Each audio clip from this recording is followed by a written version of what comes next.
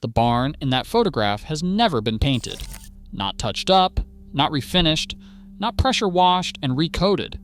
The exterior finish on it was applied during the Cleveland administration, and it has outlasted 11 presidents, 2 world wars, and every paint technology currently advertised at your local hardware store. It does not look faded. It does not look historic. It looks from any reasonable distance like someone finished it last spring.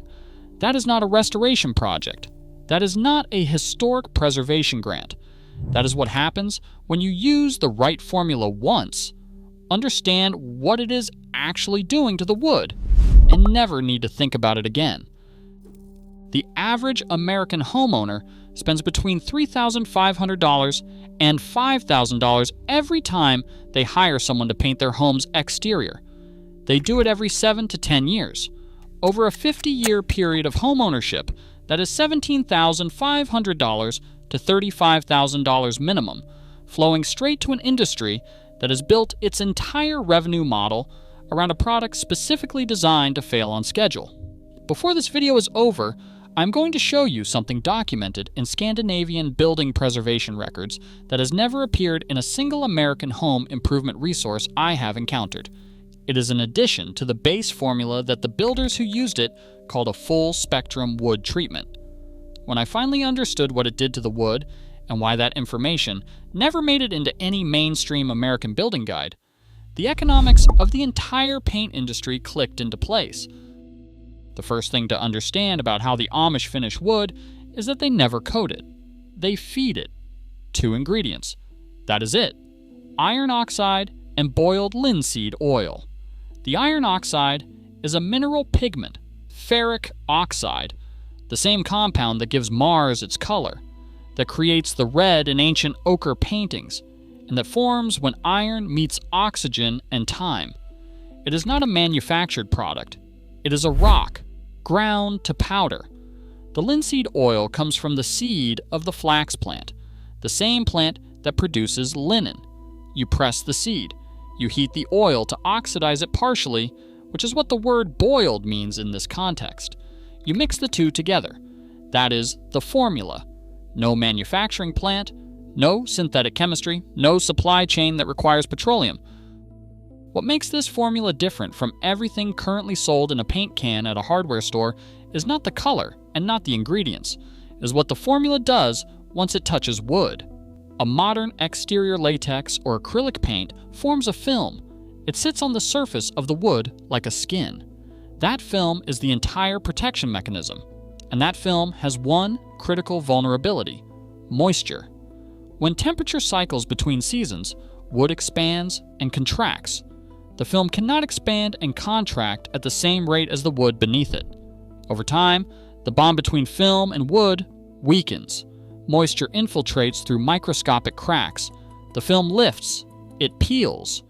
Every square inch of lifted film is now actively trapping moisture against the wood, accelerating the decay the paint was supposed to prevent. The USDA Forest Products Laboratory in Madison, Wisconsin, has been studying this failure mode since the laboratory was founded in 1910. Their research distinguishes 2 categories of exterior wood finish: film-forming coatings, which create a surface barrier, and penetrating finishes, which enter the wood's cellular structure. The laboratory documented that boiled linseed oil, applied to bare wood, does not sit on the surface. It enters the wood's fiber matrix and oxidizes and polymerizes inside the cells. When it hardens, it is not a layer on top of the wood. It is part of the wood. There is no film to lift. There is no bond to fail. There is no interface for moisture to infiltrate. The Amish in Lancaster County and Holmes County have been applying this formula to barns, fences, outbuildings, and exterior siding since their communities were established. The barns that carry original finishes from the 1880s and 1890s are not museum pieces. They are working agricultural structures. Here is what the formula costs.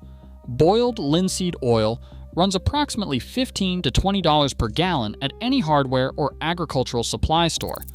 Iron oxide pigment powder runs $2 to $3 per pound from concrete colorant suppliers, which is the same product sold at a different address than the specialty paint store. The combined materials cost for a standard single-story home exterior runs between $15 and $25. That is not a misprint. The formula that outlasts every product on the shelf costs less than a dinner out. $25 once, against $35,000 over 50 years. The math is not subtle. $35,000 versus $25. But the formula is only the first layer. The reason it works the way it does comes down to chemistry that the paint industry quietly stopped teaching. 400 years is not a hypothesis. It is a documented performance record.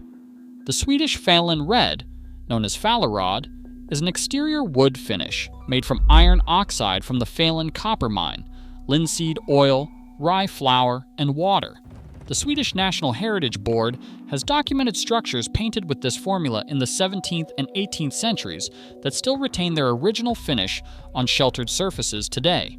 300 years of continuous service on living wood.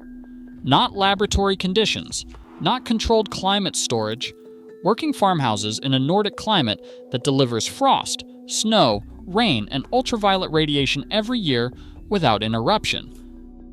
The formula reached North America through the German-speaking settlers who became the Amish and Mennonite communities of Pennsylvania, Ohio, and Indiana. They brought the tradition from their European origins, and they maintained it. The barns in Holmes County, Ohio, carry the direct descendant of a formula that was already 200 years old when those barns were built. The Amish did not invent this. They preserved it, while everyone else was persuaded to stop using it. The persuasion happened in two stages. The first stage was economic. The first alkyd resin synthesis patent was filed in 1929. Alkyd is a petroleum-derived synthetic binder. It replaced linseed oil as the dominant paint binder because post-war petrochemical infrastructure made it dramatically cheaper to produce than processing agricultural flax crops. By the 1960s, linseed oil-based paints had largely disappeared from commercial production. Sherwin-Williams, founded in 1866, began its existence selling linseed oil-based formulas. The same company transitioned to alkyd and then to acrylic latex as the century turned. The formula that had served the industry for 100 years was replaced with one that served the industry's cost structure for the next 100. The second stage was regulatory. The Clean Air Act of 1970 and subsequent volatile organic compound regulations from the Environmental Protection Agency and the California Air Resources Board created strict limits on volatile organic compounds in architectural coatings. Traditional oil-based penetrating formulas relied on turpentine as a thinning agent. Turpentine is a solvent high in volatile organic compounds. The California Air Resources Board architectural coatings rules, which because of California's market size effectively shaped national retail standards, drove the final conversion from oil-based to water-based exterior paints across the retail market. Major retailers discontinued oil-based exterior paint lines. The traditional formula did not disappear because it failed. It disappeared because it became commercially inconvenient. The Amish, applying finish to their own property rather than operating as commercial contractors, were not subject to those volatile organic compound regulations. They continued using the formula. The rest of the country was guided toward a product with a 7-year replacement cycle by a combination of manufacturing economics and regulatory architecture that no individual consumer had any reason to notice. The California Air Resources Board Architectural Coatings Rule is a public document. It lists the volatile organic compound limits that excluded traditional formulas from retail availability. It is not hidden. It has simply never been in the interest of any party in the paint supply chain to show it to you. Even more important is what they replace those formulas with. The top 4 architectural coatings manufacturers in the United States collectively control approximately 70% of the market. The United States architectural paint market exceeds $20 billion annually. That market is built on one structural requirement. The product must fail. This is not an allegation. It is the mathematics of a film-forming coating in a climate with temperature variation. A latex or acrylic paint film applied to exterior wood will, in any region of the continental United States that experiences seasonal temperature change, eventually crack at the bond line. The expansion and contraction differential between the paint film and the wood substrate is a physical constant. The film-forming product is not defective. It is performing exactly as its chemistry requires it to perform. It fails. You call the painter, you spend $4,000, you do it again in 7 years. The business model requires that failure rate. A penetrating finish that enters the wood and polymerizes inside the cellular structure does not generate a 7-year repurchase cycle. A customer who applies the traditional formula to raw wood once and does not repaint for 30 years is a customer the industry has permanently lost. Sherwin-Williams in 1866 sold you linseed oil. Sherwin-Williams today sells you acrylic latex. The formula changed. The customer did not notice. The price went up. The lifespan went down. The repurchase cycle became the product. Compare that to the Amish farmer in Holmes County whose barn carries a finish from 1931. He has not purchased exterior paint in 90 years. He is not the target customer for a $40 billion industry. He is the proof that there was always another option. Now I want to give you the one piece of this system that I have not seen documented in any American home improvement resource, any restoration guide, or any mainstream building publication I have encountered. I told you at the opening of this video about documentation from Scandinavian building preservation records. Here is what it contains. The builders who used the iron oxide and linseed oil formula in the German and Scandinavian traditions that gave us the Amish building tradition did not stop with 2 ingredients. The full spectrum formula, the version applied to structures that have survived 3 centuries without retreatment, added a 3rd component, pine tar. The tar came from Pinus sylvestris, the Scots pine, the same tree that covered the northern European landscape where these traditions were developed. Pine tar is a natural antifungal agent. Its active compounds, phenols and creosols, derived from the wood resin, inhibit the fungal growth that begins structural wood decay. The Swedish National Heritage Board documented traditional exterior treatment that describes applying 1 part pine tar to 4 parts boiled linseed oil, heated, and applied on a warm day. The heat opens the wood's cellular pores, allowing the mixture to enter deeper than either component would alone. The iron oxide provides ultraviolet and moisture protection. The linseed oil supplies the penetrating, polymerizing base. The pine tar supplies biological protection against the one threat that outlasts every other form of exterior damage. The barn was built in 1889 and still has its original finish.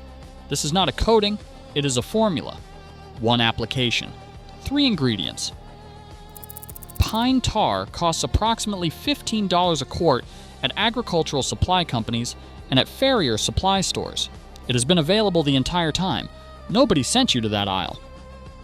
So what does this mean for you right now? It means that the recurring cost you have been absorbing every 7 to 10 years, the contractor quote, the prep work, the 2 days of disruption, the $4,000, that cost was never structural. It was not written into the nature of wood or the physics of weather. It was written into the formula you were given instead of the formula that works. Here is what the alternative costs. Boiled linseed oil is available at any hardware store and costs approximately $20 per gallon. Iron oxide pigment powder is available from concrete colorant suppliers and costs approximately $3 per pound. Pine tar is available from agricultural supply companies and farrier supply stores and costs approximately $15 per quart. Total materials for an average single-story home exterior come in under $80. For application, brush onto raw or previously oil-treated wood. Apply 2 coats with 24 hours between them. Do not apply over latex paint. Strip to bare wood or apply only to surfaces that have never been film coated. That is the complete system. No contractor, no permit, no supply chain that requires anyone else's participation. The 7-year paint cycle was not mandatory. It was engineered by a cost structure that required you not to know this. That system is still running. The barns in Holmes County are still carrying finishes that were applied before your grandparents were born. But now, you know. Leave in the comments which part of this surprised you most, because the answers tell me what to cover next. And if you are the kind of person who believes that practical knowledge has been quietly shelved to protect someone else's revenue model, you already know what belongs next. Subscribe, because the next system goes even further, and it makes this one look like the introduction.